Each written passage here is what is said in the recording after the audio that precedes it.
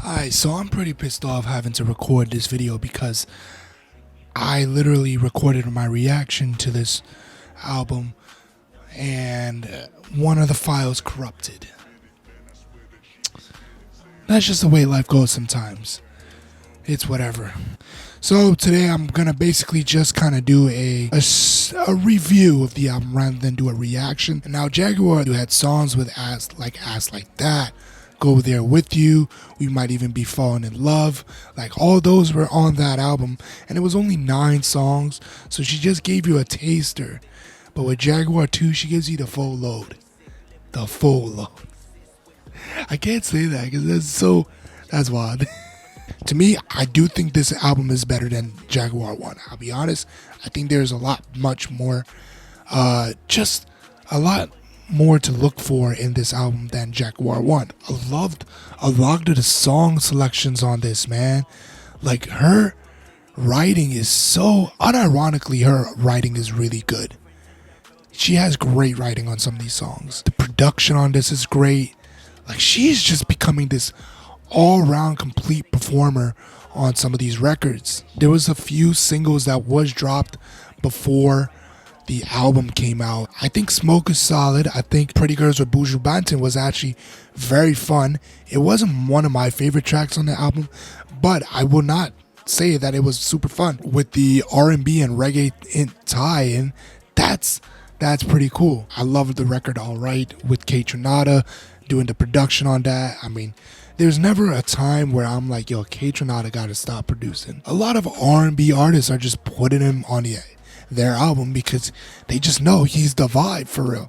This guy's a vibe. I think one of the bigger songs on this album, interestingly enough, was On My Mama, which wasn't really one of my favorites, but from what I'm seeing here, it's one of her more streamed songs on this entire album. I really didn't expect that. I love the Earth, Wind and Fire feature. That was super fun to hear them on a track again in 2023. Like, that's so odd. Victoria Monet holds her own on that song called Hollywood, talking about the life that she lived in Hollywood and how that she kind of deserved to be where she is today because of how much she grew within Hollywood. The song Stop is basically it's a parody song, as I kind of worded it in my video reaction to it. Yeah, Stop is a very funny parody song that somehow really fits in this album. I don't know how, but it really did fit in this album, and I loved it. I loved hearing it. It was, some of the lyrics in it was super funny. Just hearing Monet kind of just talk about that she's just tired of listening to this person speak. I do think where this album does get dragged down was the fact that a couple of the songs do sound a bit too much like Silk Sonic. Like, ridiculously, this album sounds a lot like if it was produced by Bruno Mars and Anderson .Paak.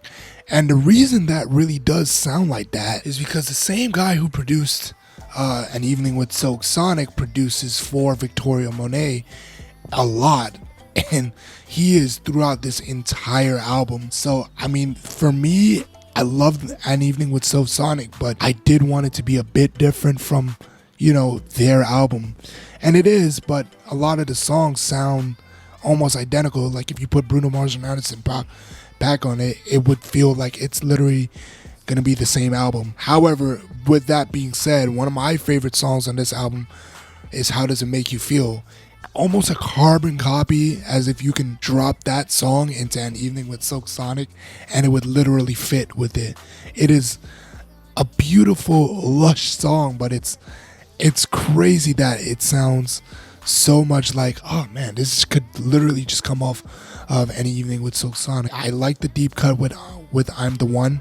Not really anything to really look for in Monet's verses, but more just the production on it itself was very nice. We hear another kind of almost parody track with Cadillac, a pimp's anthem, talking very highly and very boldly about herself and other women and about how they can be pimps too. A lot of these songs you'll hear Victoria very much bigging up herself on this entire album.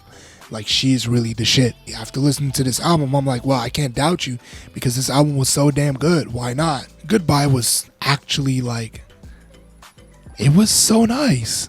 It was so nice. I loved it. The final track, Goodbye, is a track where she talks about kind of just leaving her lover, you know, and talking about, well, we kind of have to end this and we don't want to, but we're gonna have to right now. And man, when you come to that ending track, listening to what she says in her chorus, and you know, talking about that you would love to have one more night, it's visually beautiful. Visually, like, she paints the picture very well, which is why I say her writing is so good, especially on this record. It's so good. All in all, this album is super strong. Like, it's super duper strong. Where this album really shines is not even the singles, but the actual record itself, the songs that are within the album. That's impressive. That's really impressive. Sometimes a lot of the singles may overshadow what is being on their actual album. But in this case, no, I think the record itself stands on its own without the singles that were produced before the album. With this album, I think that it's clear that Victoria Monet is not one to be fucked with, man. She's tough.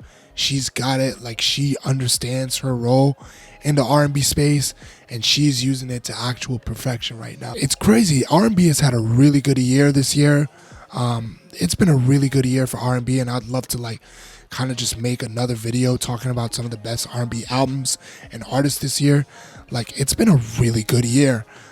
Daniel Caesar, Kalila, Madison McFerrin, Masego, John Doe, Mahalia, all these R&B artists are all dropping this year, and it's very tough to really stand out. But I think Victoria Monet did very well. I went an 8.5 in my video. I think I'm still at an 8.5. I think I didn't go 9 because it was just like, I wish there was some more creativity in some of the production of the tracks. I'm sure it may change over time because of how good the album actually is. Like, if you haven't listened to this album, I would urge you to probably listen to this album as soon as possible. You're gonna find something if you love R&B. Yeah, I went 8.5, and I think that's a really solid rating for this. Yeah, that R&B video is gonna hit, man. That R&B video is gonna hit because this has been an excellent year for R&B, man. Yeah, let me know your comments in the comment section. Did you love this album? Did you like it? Did you hate it? There's no way you hate it, right? There's actually no way. This album was too damn good for you to actually hate. But yeah, let me know your comments. You know, we'll be trying to drop some more videos on this channel. All right, I'll see y'all later.